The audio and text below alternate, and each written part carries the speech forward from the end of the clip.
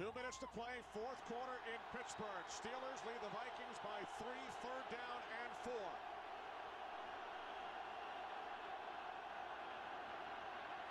Favre on third down, over the top. The pass is complete for a first down. Adrian Peterson takes it all the way down inside the 30 to the 26-yard line. 29-yard pass play. We were talking earlier about the beast in the room when we interviewed that man right there, Adrian Peterson. Look at that shot. Goodness. That is a linebacker shot right there. Wow. Maybe this guy could play both ways. Man. You know what? All the advantage went to William Gay right there. Oh, my God. This man is a beast.